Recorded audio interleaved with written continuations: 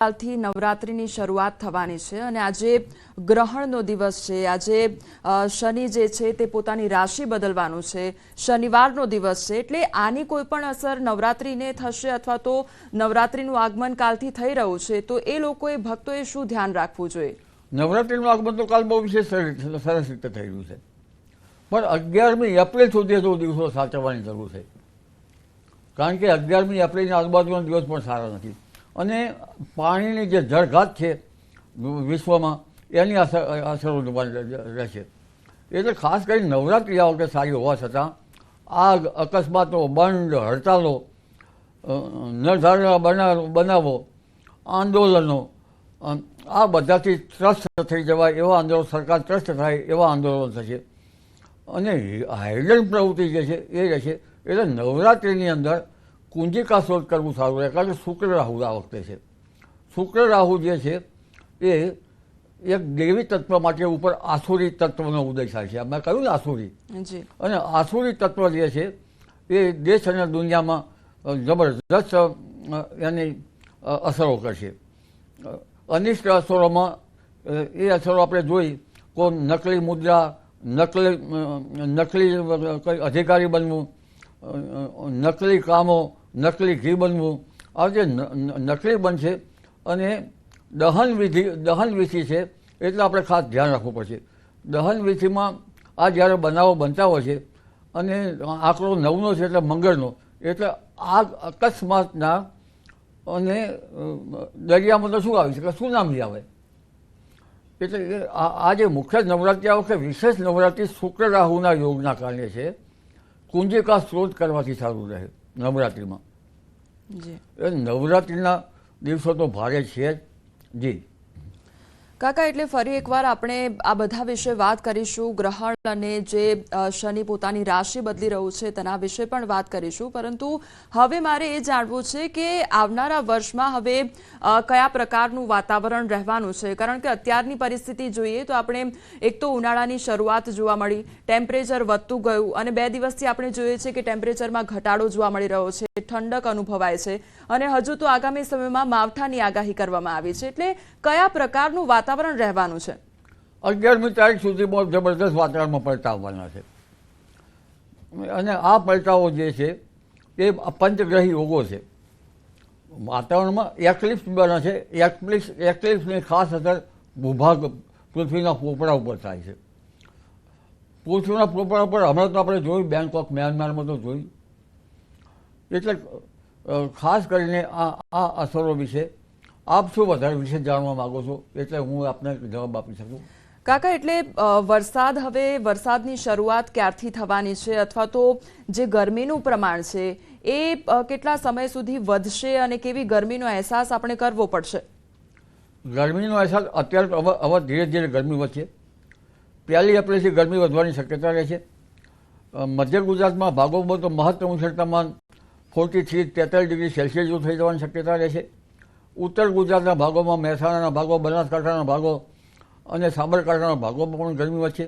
આ ભાગોમાં 41 degree Celsius, કોઈ 42 ડિગ્રી સેલ્સિયસ જેવું મહત્તમ ઉષ્ણતામાન થઈ જવાની શક્યતા રહે છે। પંચમહાલના ભાગોમાં પણ 42 ડિગ્રી સેલ્સિયસ જેવું થઈ જવાની શક્યતા રહે છે। કચ્છના ભાગોમાં પણ 41 ડિગ્રી સેલ્સિયસ જેવું મહત્તમ ઉષ્ણતામાન થઈ જવાની શક્યતા રહે છે અને રાજકોટના ભાગોમાં મહત્તમ ઉષ્ણતામાન વધી શકે છે। જામનગરના ભાગોમાં પણ ગરમી વધી શકે છે। પશ્ચિમ સૌરાષ્ટ્રના ભાગોમાં પણ મહત્તમ ઉષ્ણતામાન 33 ડિગ્રી સેલ્સિયસ જેવું રહેવાની શક્યતા રહે છે। જૂનાગઢના ભાગોમાં 41 ડિગ્રી સેલ્સિયસ જેવું રહેવાની શક્યતા રહે છે। અમરેલીના ભાગો, સૌરાષ્ટ્રના ભાગો બધામાં ગરમી પડશે। ભાવનગરના ભાગોમાં પણ ગરમી રહેશે। દક્ષિણ ગુજરાતના ભાગોમાં પણ 41 ડિગ્રી સેલ્સિયસ જેવું મહત્તમ ઉષ્ણતામાન થઈ શકે। એ ધીરે ધીરે ગરમીનો રાઉન્ડ આવી રહ્યો છે અને આ ગરમીનો રાઉન્ડ જોવા જઈએ તો હવે આકરી ગરમી પડશે। પરંતુ મેષ સંક્રાંતિ 14મી તારીખ, જે 13-14 તારીખે આવે છે, મેષ સંક્રાંતિ પણ રવિવારની આવે છે।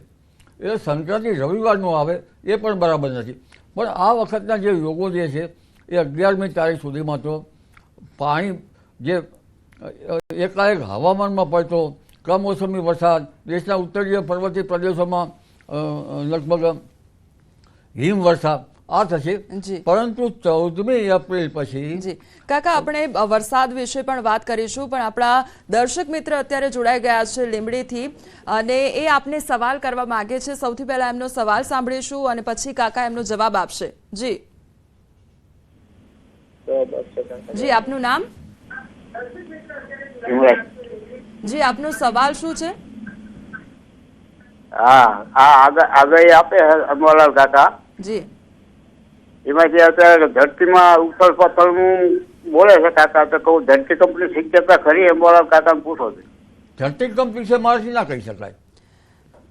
ધરતીકંપ વિશે કાકા વાત નહીં કરી શકે, કારણ કે અમુક વસ્તુઓ તે વાત ન કરી શકે, કારણ કે એ સરકારી વાતો જે હોય છે અથવા તો સરકારના અનુસંધાનમાં જે વાતો કરવાની હોય છે તે વાતો કાકા નહીં કરી શકે. એટલા માટે ધરતીકંપ સિવાય જો અત્યારનું આગામી વર્ષ કયા પ્રકારનું રહેશે એના વિશે કાકા વાત કરી શકે છે. જી જી, અન્ય દર્શક પણ આપણી સાથે જોડાઈ ગયા છે, એમનો સવાલ પણ સાંભળીશું. સૌથી પહેલા તો આપનું નામ જણાવશો. ભરતભાઈ, જી, આપનો સવાલ? આપણે અંબાલાલને એ જ કેવું કે વરસાદ ક્યારે સુધી પડશે મેડમ? જી કાકા, હમણાં એ જ વાત કરી રહ્યા હતા, એટલે કાકા આપણે એ જ વાત કન્ટિન્યુ કરીશું કે હવે આગામી સમયમાં વરસાદ ક્યારે પડશે અને શું ચોમાસું વહેલું આવશે? હમણાં તો 11મી તારીખ સુધીમાં તો માવઠાના સંજોગો છે જ ઘણા ભાગમાં, છાંટાના સંજોગો છે, વાદળવાયુના સંજોગો છે, પણ આ એપ્રિલ માસ છે એ લગભગ પવનના તોફાનો, વાદળવાયુ અને લગભગ સખ્ત ધૂળની ડમરી ઉડવી એ આ એપ્રિલ માસમાં વધારે રહેવાની શક્યતા છે. પણ વરસાદ માગે જોવા જઈએ તો આ વખતે વરસાદ મેઘ બરાબર બન્યા નથી, પરંતુ જે ગરમી પડવાની છે અને જે સમુદ્રનું ઉત્પીડન થવાનું છે, બંગાળ ઉપસાગર અને અરબી સમુદ્ર બંનેમાં વાવાઝોડા મે માસમાં થવાના છે, જેના કારણે સમયવાહી પ્રવાહના જોરના કારણે શરૂઆતનો વરસાદ લગભગ રોહિણી નક્ષત્રમાં આવવાની શક્યતા રહેશે અને ઉત્તરથી રોહિણી રેલવાની શક્યતા રહેશે. એટલે ગરમીની શરૂઆતમાં સમયવાહી પ્રવાહના કારણે આ વખતે ચોમાસાનો પહેલો વરસાદ વહેલો આવવાની શક્યતા રહેશે, જી ભલે મેઘગર્ભ ન બન્યો હોય. જી કાકા, એટલે આ વખતે ચોમાસું ક્યાંક વહેલું જોવા મળી રહ્યું છે અને આગામી સમયમાં વરસાદની શક્યતાઓ પણ વ્યક્ત કરવામાં આવી રહી છે. એટલે ખેડૂતો માટે આવનારું વર્ષ કેવું રહેશે તેના વિશે પણ વાત કરીશું, પરંતુ હાલ રોકાઈશું એક બ્રેક માટે.